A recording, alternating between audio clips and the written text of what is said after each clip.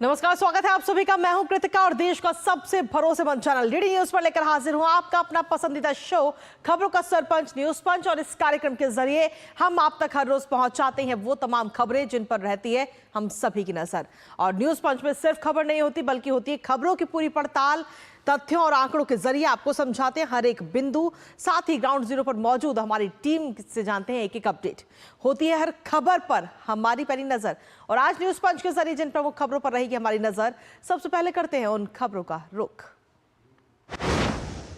तो उन तीन प्रमुख खबरों में सबसे पहली खबर है मोदी और ट्रंप की मुलाकात से जुड़ी हुई। जी हां, आज उनकी मुलाकात होने वाली है और काफी खास और अहम ये मुलाकात है जिसके कई सारे मायने भी निकाले जा रहे हैं। और साथ ही आखिर क्यों खास है ये मुलाकात और किस तरीके से पूरी दुनिया की नजर है इस मुलाकात पर, इस दोस्ती पर बताएंगे विस्तार से आपको। लेकिन साथ ही जो दूसरी खबर है वो है वक्फ से जुड़ी हुई। जी हां, आपको बता दें कि वक्फ पर संसद में आज जेपीसी रिपोर्ट संसद के दोनों सदनों में रखी जाएगी। और उसके लेकर अगर हम देखें तो आज हंगामे के आसार हैं। हंगामा आज हो सकता है संसद में। हालांकि आज संसद के पहले बजट सत्र का जो पहला चरण है उसका आज आखिरी दिन है, तो नजर डालेंगे इस पर भी। लेकिन साथ ही जो तीसरी प्रमुख खबर है वो है कॉमेडी से जुड़ी हुई, यानी कि बॉलीवुड से जुड़ी हुई। कुल मिलाकर देखें तो कॉमेडी की आड़ में किस तरीके से अश्लीलता परोसी जा रही है और इस मामले में क्या कुछ अभी तक कार्रवाई हुई है रणवीर और समय रैना के खिलाफ, बताएंगे विस्तार से आपको। और किस तरीके से एक्शन में है पुलिस, बात करेंगे इस खबर को लेकर। लेकिन सबसे पहले शुरुआत करेंगे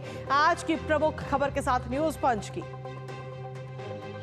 तो आज की प्रमुख खबर है प्रधानमंत्री नरेंद्र मोदी से जुड़ी, जहां नरेंद्र मोदी आज से 2 दिन के दौरे पर अमेरिका पहुंच चुके हैं। जहां आज पीएम मोदी की मुलाकात अमेरिका के राष्ट्रपति डोनाल्ड ट्रंप से होगी और दूसरी बार राष्ट्रपति पद की शपथ लेने के बाद ट्रंप और मोदी की ये पहली मुलाकात है। हालांकि दोनों नेताओं के बीच इससे पहले 7 मुलाकात हो चुकी हैं और ये 8वीं मुलाकात है आज, जिस पर पूरी दुनिया की नजर है। हाउडी मोदी हो या फिर नमस्ते ट्रंप, पीएम मोदी और डोनाल्ड ट्रंप की दोस्ती, केमिस्ट्री पूरी दुनिया ने देखी है। डोनाल्ड ट्रंप कई बार पीएम मोदी की तारीफ के कसीदे भी पढ़ चुके हैं, बेस्ट फ्रेंड तक कह चुके हैं। और अब आज जब व्हाइट हाउस में दोनों नेताओं के बीच होगी मुलाकात तो कई मुद्दों को लेकर होगी बात, जिसमें ट्रेड, निवेश, एनर्जी, डिफेंस और इमिग्रेशन पर जैसे तमाम मुद्दे इसमें शामिल हैं। साथ ही प्रधानमंत्री नरेंद्र मोदी का 2 दिन का ये दौरा अपने आप में काफी खास और अहम है। करेंगे चर्चा पीएम मोदी के इस दौरे को लेकर। लेकिन उससे पहले आपको दिखाते हैं कि पीएम मोदी और अमेरिकी राष्ट्रपति डोनाल्ड ट्रंप की इससे पहले हुई 7 मुलाकातें आखिर कब कब और कहां हुई हैं, साथ ही किन किन मुद्दों पर चर्चा हुई है, आइए देखते हैं ग्राफिक्स के जरिए। तो इससे पहले अगर हम देखें तो 7 मुलाकातें दोनों के बीच में हो चुकी हैं, जिसमें अगर हम देखें तो पहली मुलाकात हुई थी 26 जून 2017 को वॉशिंगटन में। ये पहली मुलाकात हुई थी और इस मुलाकात के दौरान रक्षा, व्यापार और आतंकवाद के मुद्दे को लेकर चर्चा की गई थी। साथ ही जो दूसरी मुलाकात की अगर हम बात करें तो 30 नवंबर 2018 में ये दूसरी मुलाकात हुई थी, जो कि अर्जेंटीना में हुई थी, ब्यूनस आयर्स में। और इस दौरान हिंद प्रशांत को लेकर के सुरक्षा को लेकर चर्चा हुई थी। साथ ही तीसरी मुलाकात की अगर हम बात करें तो तीसरी मुलाकात हुई थी साल 2019 में 28 जून को, जो कि जापान के ओसाका में हुई थी। और उस दौरान व्यापार और साथ ही 5G टेक्नोलॉजी से जुड़ी हुई बातचीत इन दोनों के बीच में हुई थी। इसके बाद में अगली मुलाकात की बात करें, यानी कि चौथी मुलाकात जो कि साल 2019 में हुई, 26 अगस्त को फ्रांस में ये चौथी मुलाकात हुई थी। और इस दौरान अनुच्छेद 370 व्यापार और द्विपक्षीय रिश्तों को लेकर आपस में बातचीत हुई। 5वीं मुलाकात का जिक्र करते हुए 2019 की हम बात कर रहे हैं, जब 22 सितंबर को इनकी बातचीत हुई थी, मुलाकात हुई थी यूएस के ह्यूस्टन में। और इस दौरान दोस्ती की बात यहां पर की गई थी, दोनों नेताओं ने दोस्ती की बात की। छठी मुलाकात साल 2019 में ही हुई, 24 सितंबर को ये मुलाकात हुई थी, न्यूयॉर्क में ये मुलाकात हुई। और इस दौरान व्यापार और सुरक्षा जैसे अहम मुद्दों को लेकर आपस में चर्चा की गई। साथ ही अगर 7वीं मुलाकात की अगर हम बात करें तो 7वीं मुलाकात हुई थी साल 2020 में 24 फरवरी को। और साथ ही भारत के अहमदाबाद में ये मुलाकात हुई थी, जिस दौरान संस्कृति और अर्थव्यवस्था जैसे अहम मुद्दों को लेकर दोनों नेताओं के बीच में बातचीत हुई। तो ये तो रही पुरानी 7 मुलाकातें। इन 7 मुलाकातों के बाद अब आज होनी है 8वीं मुलाकात, जो कि काफी खास है। इससे पहले अगर हम देखें तो मोदी की तारीफ में ट्रंप की तरफ से कई बार बयान दिए गए, कई बार उन्होंने तारीफ की है। टोटल किलर तक प्रधानमंत्री नरेंद्र मोदी को बोला। शानदार व्यक्तित्व की बात प्रधानमंत्री नरेंद्र मोदी के बारे में करते हुए डोनाल्ड ट्रंप नजर आए हैं। अगर हम खासतौर पर देखें तो जब इलेक्शन होता है और इलेक्शन के दौरान यानी कि चुनाव प्रचार के दौरान भी प्रधानमंत्री मोदी की तारीफ करते हुए डोनाल्ड ट्रंप नजर आए थे। उनकी तरफ से कहा जाता है कि काम में बेहद अच्छे हैं, तरक्की की एक नायाब कहानी है। तो सीधे तौर पर हम देखें तो कई बार ये कसीदे पढ़े गए हैं तारीफ में प्रधानमंत्री नरेंद्र मोदी के, और उसके बाद में अब आज होनी है ये मुलाकात कई मायनों में खास और काफी अहम। और खास बात यह भी है कि दूसरी बात राष्ट्रपति पद की शपथ लेने के बाद दोनों नेताओं के बीच ये पहली मुलाकात है। सीधा रुख करेंगे इस वक्त हमारे सहयोगी का शुभेंदु इस वक्त हमारे साथ जुड़ रहे हैं। शुभेंदु घोष, शुभेंदु, अपने आप में काफी खास और काफी अहम ये मुलाकात है। आज ये मुलाकात होगी और पूरी दुनिया की नजर इस मुलाकात पर है, अमेरिका और भारत के रिश्तों पर है। सीधे तौर पर आखिर क्या माना जाए आइए 8वीं मुलाकात के बारे में? बिल्कुल कृतिका, देखिए ये जो मुलाकात है ये बहुत खास इस नजरिए से भी है, जैसे कि आपने अभी बताया कि ये पहली मुलाकात है ट्रंप एडमिनिस्ट्रेशन जो दोबारा अमेरिका में आई है उसके बाद। तो एक तरीके से एक रीसेट किया जाएगा, एक तरीके से आगे का रोड मैप, कम से कम अगले 4 साल का, जब तक डोनाल्ड ट्रंप राष्ट्रपति रहेंगे अमेरिका के, उस रोड मैप को तय किया जाएगा। हम ये भी जानते हैं कि अलग अलग एरियाज में बहुत ही घनिष्ठ जो है पार्टनरशिप है। हम ट्रेड की बात करें तो अमेरिका भारत का सबसे बड़ा ट्रेड पार्टनर है। डिफेंस पार्टनरशिप की बात करें तो बहुत एडवांस टेक्नोलॉजीज अमेरिका भारत को मुहैया करवाता है। एआई, सेमीकंडक्टर्स जैसी कटिंग एज टेक्नोलॉजी में भी भारत और अमेरिका का कोऑपरेशन होता है। और अगर स्ट्रेटेजिक परिप्रेक्ष्य में बात करें तो इंडो पैसिफिक में जापान और ऑस्ट्रेलिया के साथ में अमेरिका और भारत की जो पार्टनरशिप है, जो भूमिका है, वो बहुत महत्वपूर्ण है। किस तरीके से ये दोनों नेता इसको आगे बढ़ाना चाहेंगे, प्रधानमंत्री नरेंद्र मोदी और राष्ट्रपति डोनाल्ड ट्रंप, उसका जो रोड मैप है, उसका जो ढांचा है, वो सबसे बड़ी प्रायोरिटी होगी जब ये दो लीडर्स मिलेंगे। कृतिका जी, शुभेंदु, इसके साथ ही अगर हम देखें तो जब चुनाव प्रचार चल रहा था अमेरिका के अंदर, तो उस दौरान डोनाल्ड ट्रंप की तरफ से कई बार प्रधानमंत्री नरेंद्र मोदी की तारीफ की गई, भारत की बात कई बार कही। बिल्कुल कृतिका, देखिए जो एक पर्सनल रैपो होता है, जो दोस्ती होती है नेताओं के बीच में, ये आजकल के परिवेश में बहुत कम देखा जाता है। ट्रस्ट डेफिसिट की हम बात करते हैं कि लीडर्स एक दूसरे पे भरोसा कम करते हैं, लेकिन उसी कॉन्टेक्स्ट में अगर हम दो ऐसे लीडर्स की बात करें जो एक दूसरे को मित्र की तरह देखते हैं, प्रधानमंत्री नरेंद्र मोदी और राष्ट्रपति डोनाल्ड ट्रंप, उससे आगे का जो काम होता है लीडर्स का, मिलकर काम करने का, दोनों देशों को साथ में बढ़ाने का, वो एक तरीके से एक बहुत ही कोऑर्डिनेटेड तरीके से आगे बढ़ सकते हैं।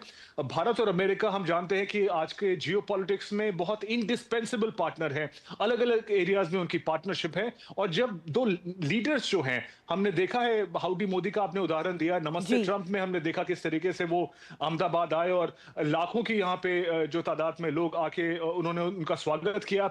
तो बहुत ही क्लोज उनकी फ्रेंडशिप है, उनकी दोस्ती है।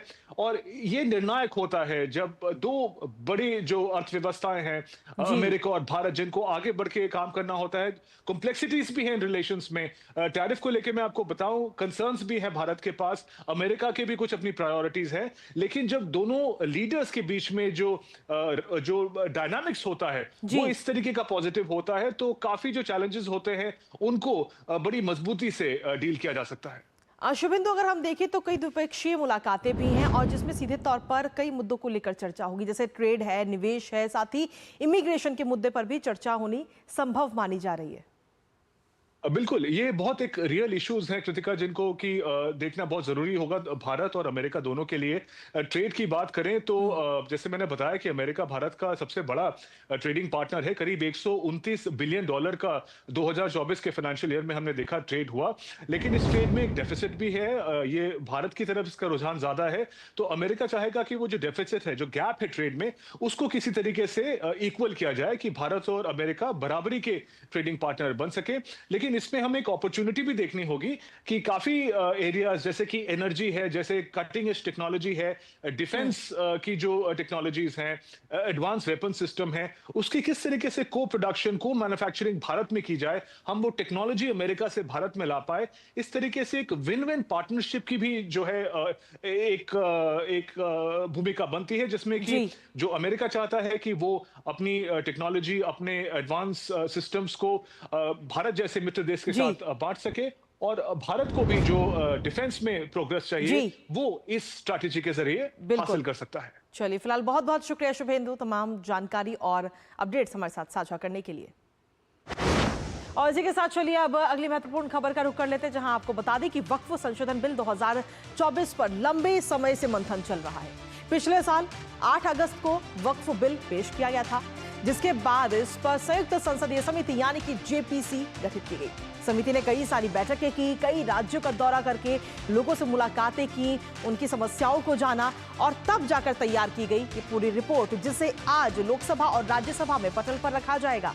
इसके साथ ही संसद के बजट सत्र के पहले चरण का आज आखिरी दिन भी है और इसके बाद बजट सत्र का जो दूसरा चरण है वो होगा 10 मार्च से 4 अप्रैल तक। अब आपको बता दें कि इससे पहले 30 जनवरी को लोकसभा के अध्यक्ष को सौंपी गई जेपीसी की रिपोर्ट में देश भर की विवादित वक्फ संपत्तियों के मामले का भी विस्तृत ब्यौरा दिया गया था। फिलहाल अब आज की अगर हम बात करें तो जब ये रिपोर्ट पेश होगी तो हंगामे के आसार सीधे तौर पर नजर आएंगे। कैसा रहेगा संसद में आज का दिन, रहेगी इस पर नजर करेंगे चर्चा, लेकिन उससे पहले आपको बताते हैं कि वक्फ संशोधन बिल पर जेपीसी का गठन आखिर क्यों किया गया, क्या इसके पीछे वजह रही, बताते हैं आपको। तो सीधे तौर पर अगर हम देखें तो विभिन्न दलों ने वक्फ संशोधन बिल को जेपीसी भेजने की मांग की गई थी। जो विपक्षी दल हैं उनकी तरफ से जेपीसी की मांग की गई थी कि जो बिल आया है उस पर जेपीसी का गठन होना चाहिए ताकि चर्चा की जा सके विपक्ष के साथ। प्रस्तावित संशोधनों पर विस्तार से चर्चा के लिए जेपीसी का गठन उस दौरान किया गया था। साथ ही प्रस्तावित संशोधनों पर सभी हितधारकों से व्यापक विचार विमर्श किया गया, कई सारी बैठकें की गई, लोगों के साथ मुलाकातें की गई, उनकी जो समस्याएं हैं उनको भी जाना गया। वक्फ बोर्ड के सभी पहलुओं पर सरकार एक व्यापक चर्चा चाहती थी और इसलिए इस जेपीसी का गठन किया गया। आपको बता दें कि इस जेपीसी में विपक्षी और पक्ष दोनों ही तरफ से लोग इसमें शामिल हैं। वक्फ की जमीनों को लेकर लगातार विवाद हो रहा है और ऐसे में अगर हम सीधे तौर पर देखें तो वक्फ से जुड़े कानूनों के एक तरफा होने के तमाम आरोप इस पर पहले इस कानून पर लग चुके हैं और इसीलिए इस पर संशोधन अब किया जा रहा है। वक्फ की जमीनों के रखरखाव में पारदर्शिता की कमी है, यानी कि वक्फ की जो जमीन है वो आखिर कितनी है वो उसकी लेकर के पारदर्शिता की काफी कमी महसूस की गई। वक्फ की जमीनों से हो रहा लाभ गरीब मुसलमानों को नहीं मिल पा रहा है, जिसके लिए वक्फ बोर्ड जब आया था तो ये कहा गया था कि जो जमीन है उसका सीधे तौर पर फायदा गरीब मुसलमानों को दिया जाएगा, लेकिन वो लाभ नहीं मिल रहा है। वक्फ की जमीनों का पंजीकरण करने की जरूरत है, जो भी वक्फ की जमीन है उनका पंजीकरण होना चाहिए। वक्फ बोर्ड में किसी भी महिला का शामिल ना होना, ऐसे में तमाम सवाल भी इसको लेकर भी खड़े हुए थे। तो जेपीसी का गठन होने के बाद में ये पूरी रिपोर्ट अब तैयार की गई है। मौजूदा वक्फ कानूनों के कई प्रावधानों को लेकर भी आपत्ति जताई गई थी। फिलहाल अभी संशोधन किया जा रहा है और आज ये रिपोर्ट पेश की जाएगी। देखना होगा कि इस रिपोर्ट में क्या कुछ निकलकर सामने आता है। इसके साथ ही अगर हम देखें तो संसद में आज जेपीसी की ये रिपोर्ट होनी है और साथ ही अगर देखें तो 30 जनवरी को लोकसभा अध्यक्ष को पूरी जो ये रिपोर्ट है वो सौंपी गई थी। इस तस्वीर में भी आपको हम दिखा रहे हैं जब ये रिपोर्ट सौंपी गई थी। जेपीसी में कुल 14 संशोधनों को मंजूरी दी गई है। जो जेपीसी की जो समिति है जो उसने 14 संशोधनों को मंजूरी दे दी है।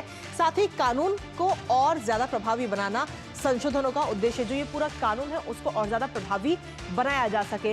देश भर के 20 से ज्यादा वक्फ बोर्ड को लेकर के, जो देश में 20 से ज्यादा वक्फ बोर्ड है उन सभी से बातचीत हुई है, मुलाकात हुई है, बैठकें हुई हैं। ऑल इंडिया शिया पर्सनल लॉ बोर्ड के सदस्यों के साथ भी बैठक हुई है। इसके अलावा ऑल इंडिया सूफी संवेदनशील काउंसिल अजमेर के प्रतिनिधियों से भी मुलाकात इस समिति ने जाकर के की है। इसके अलावा अगर हम देखें तो मुस्लिम राष्ट्रीय मंच के प्रतिनिधियों के साथ भी बैठक हुई, यानी कि कुल मिलाकर जब इसकी रिपोर्ट तैयार की जा रही थी तो कई मुलाकातें हुई, कई सारी बैठकें हुई और संशोधन को लेकर के तमाम चर्चाएं हुई हैं। और ऐसे में वक्फ की जो विवादित संपत्तियों का पूरा ब्यौरा है उसको लेकर आपको बता दें कि पूरा ब्यौरा क्या कुछ उसमें कहा गया। वक्फ बोर्ड की जमीनों पर अतिक्रमण के कुल 58,898 मामले सामने आए हैं और ऐसे में जब ये मामले सामने आते हैं तो हर कोई सवाल उठाता है। देश भर में ट्रिब्यूनल में चल रहे अतिक्रमण के 5,220 मामले, पूरे देश की जब हम बात करते हैं तो 5,220 मामले अतिक्रमण के चल रहे हैं।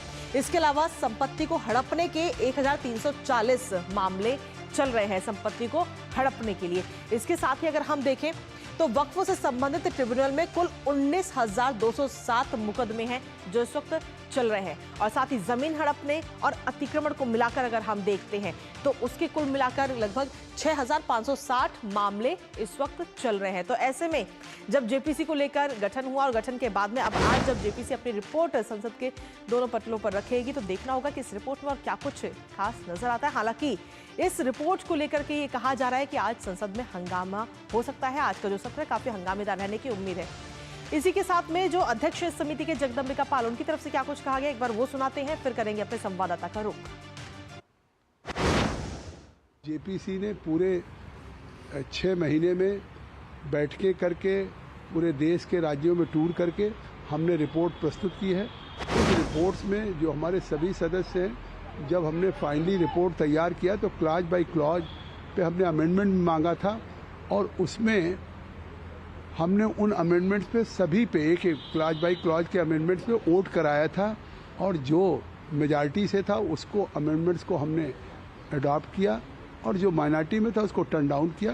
तो इस तरह से 14 क्लॉजेज में 25 अमेंडमेंट्स हमारे अडॉप्ट हुए हैं। फिर फाइनली हमने रिपोर्ट को फिर वोटिंग से अडॉप्ट किया है और अब हम उस रिपोर्ट को सबमिट करने जा रहे हैं। तो सीधे तौर पर इस रिपोर्ट के बारे में जानकारी देते हुए नजर आया है। कुल मिलाकर अगर हम देखें तो 14 संशोधनों को मंजूरी दी गई है। हालांकि देखना होगा कि जब ये रिपोर्ट पटल पर रखी जाएगी तो किस तरीके का सत्र देखने को मिलेगा, विपक्ष की तरफ से क्या कुछ कहा जाएगा, इस पर भी नजर लगातार बनी रहेगी। लेकिन साथ ही हमारे सहयोगी शैलेंद्र इस वक्त जुड़ गए हैं, सीधा उनका रुख करेंगे। आज शैलेंद्र अगर देखें तो आज काफी खास दिन है संसद के सत्र में। हालांकि आज बजट सत्र का जो पहला चरण है उसका आखिरी दिन है और उसके बाद में जो है अगली दूसरा चरण शुरू होगा। तो आज जब ये रिपोर्ट रखी जाएगी तो हंगामेदार रहने के आसार सीधे तौर पर नजर आ रहे हैं। शैलेंद्र, ये देखिए, जब वक्फ संशोधन बिल लोकसभा में 5 अगस्त को पेश हुआ था तब विपक्षी दलों ने यह मांग की थी कि इस बिल को जेपीसी को भेजा जाए, उसमें और विचार विमर्श हो। सरकार ने मांगी और जेपीसी का गठन हुआ और 6 महीने तक हमने देखा कि देश भर में बैठकें हुई हैं, तमाम जो स्टेक होल्डर्स हैं उनकी राय ली गई है, उनके सुझाव मांगे गए हैं, उसके बाद ये रिपोर्ट तैयार की गई है।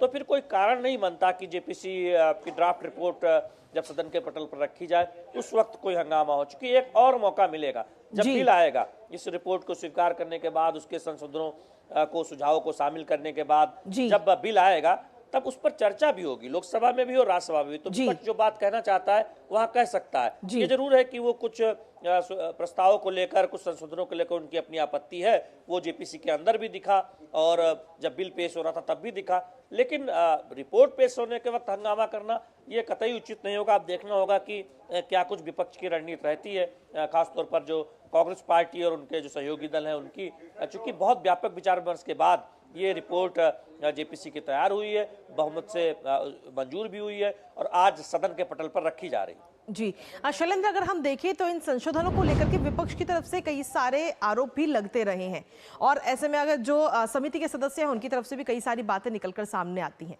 तो आखिर क्या वो वजह है जिसकी वजह से जो विपक्षी दल है वो इससे दूरी बनाते हैं, यूं कहें कि तमाम आरोप लगाते हैं?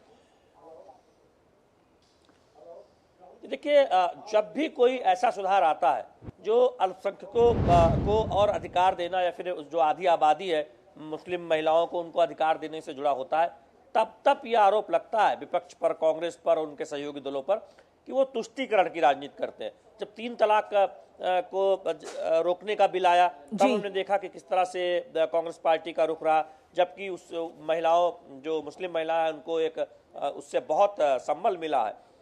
तो ये भी बिल, इसमें देखें कि महिलाओं का अधिकार को सुनिश्चित किया गया है क्योंकि अभी तक आप देखें तो वक्फ बोर्ड में मुस्लिम महिलाओं की कोई भागीदारी नहीं है जी। तो ऐसे में ये आरोप लगता है और सवाल भी उठता है कि क्या कांग्रेस और उसके जो सहयोगी दल हैं वो सिर्फ तुष्टीकरण की राजनीति करते हैं। जब भी आधी आबादी को अधिकार देने की बात आती है, मुस्लिम महिलाओं को संरक्षण देने या फिर उनको हक दिलाने की बात आती है, तब वो फिर पीछे क्यों हट जाते हैं। जी शैलेंद्र, अगर हम देखें तो आंकड़ों की अगर हम बात करें तो 58,000 से ज्यादा ऐसी संपत्तियां हैं जो जिन पर कहीं ना कहीं मुकदमा चल रहा है, ट्रिब्यूनल कोर्ट में ये मुकदमे चल रहे हैं। तो ऐसे में ये पूरा एक नया आंकड़ा भी निकलकर सामने आता है और कई सारे वाद और विवाद भी हैं इसको लेकर के। तो इस पर क्या कुछ नजर है? देखिए, इसमें कहीं कोई दो राय नहीं है, कोई इसमें विवाद नहीं है कि देश में वक्फ बोर्ड की संपत्तियों को लेकर बहुत विवाद सामने आते रहे हैं और उसमें कुछ करने की जरूरत है, यानी उन संपत्तियों के रख रखाव को लेकर पारदर्शिता हो, उनकी आय गरीब मुस्लिमों के लिए काम आए। और जो एक इस तरह के दावे होते हैं जिससे विवाद हो जाता है कि अचानक किसी ऐतिहासिक इमारत या किसी किसान की जमीन पर वक्फ के दावे सामने आ जाते हैं। अभी आपने हाल में ही देखा कि महाकुंभ शुरू होने से पहले जहां पर महाकुंभ मेला लग रहा है उसकी जमीन के कुछ हिस्से पर वक्फ का दावा सामने आ गया। जी बिल्कुल, इस तरह के विवाद न हो इसलिए जरूरी था कि कुछ प्रस्तावित संशोधन किया जाए और इसीलिए ये बिल लाया गया है। चलिए, फिलहाल बहुत बहुत शुक्रिया शैलेंद्र, तमाम जानकारी और अपडेट हमारे साथ साझा करने के लिए। आप इस पर अपनी नजर बनाए रखिएगा। तो 11 बजे ये सत्र शुरू होगा और सत्र शुरू होने के बाद में हमारी नजर थी इस पर लगातार बनी रहेगी। लेकिन इसी बीच न्यूज पंच में वक्त एक छोटे से ब्रेक का, बने रहिए हमारे साथ।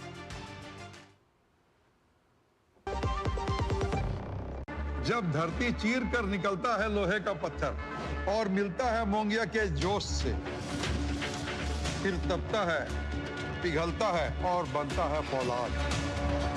अब होता है सरिया सारी खूबियों के साथ।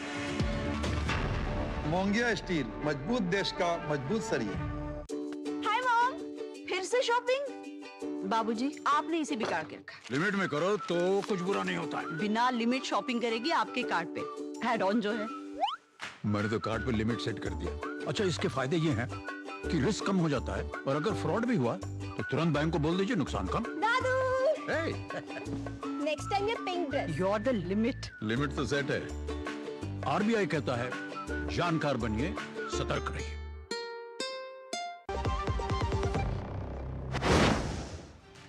और ब्रेक के बाद एक बार फिर से स्वागत है आपका न्यूज पंच में। और अब बात उस खबर की जिसको लेकर इस समय पूरे देश में गुस्सा है।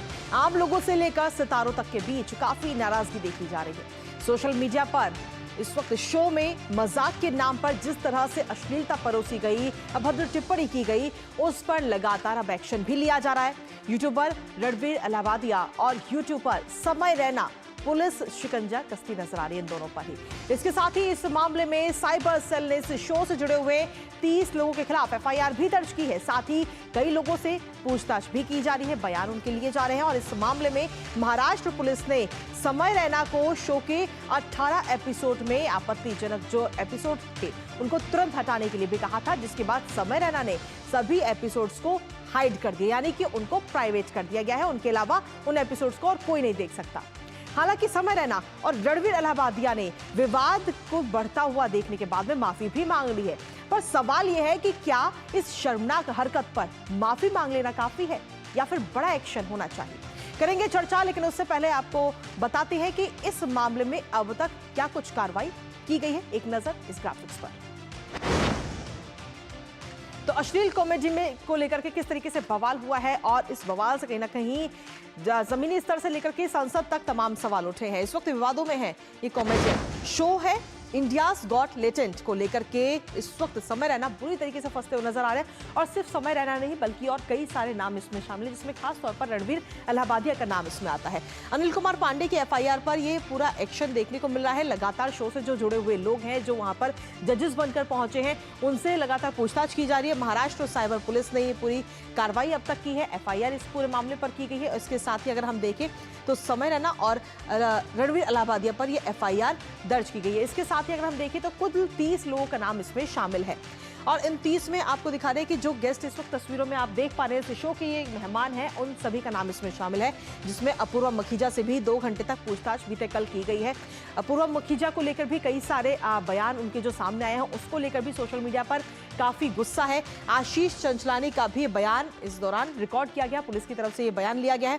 और शो के पैनल में जो मौजूद लोग थे उनसे लगातार पूछताछ की जा रही है। और सिर्फ एक एपिसोड को लेकर नहीं, बल्कि इससे पहले के जो तमाम एपिसोड थे, यानी कुल मिलाकर जो 18 एपिसोड है, उन सभी एपिसोड्स को लेकर अब लगातार पुलिस पूछताछ कर रही है।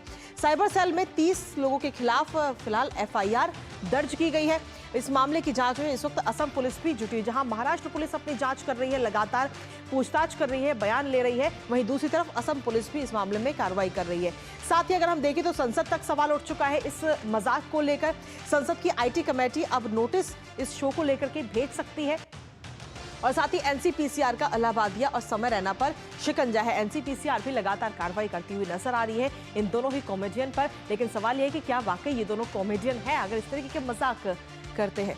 एनसीडब्ल्यू ने भी तत्काल कार्रवाई की मांग इस पूरे मामले पर की है। जिस तरीके से जो अभद्र टिप्पणी पेरेंट्स को लेकर, माँ बाप को लेकर की गई इस मामले में, साथ ही गाली गलौज इस पूरे एपिसोड्स में की जाती हैं। सांसद प्रियंका चतुर्वेदी ने भी अपनी शिकायत इस पूरे मामले को लेकर के दर्ज कराई है। इसके अलावा एक्शन लेने और गाइडलाइन जारी करने की मांग इस वक्त की जा रही है। शो को बंद करने की मांग भी इससे पहले की जा चुकी है कि इस शो पर प्रतिबंध लगाया जाए। हालांकि सोशल मीडिया की अगर हम बात करें तो सोशल मीडिया पर लोग कई सारे बयान दे रहे हैं, शो पर प्रतिबंध लगाने की मांग कर रहे हैं। और सिर्फ इस शो नहीं, आम जन का कहना है कि इस तरीके के जितने भी शो हैं उन सभी पर प्रतिबंध लगना चाहिए और एक गाइडलाइन भी इन शोज को लेकर जारी होनी चाहिए।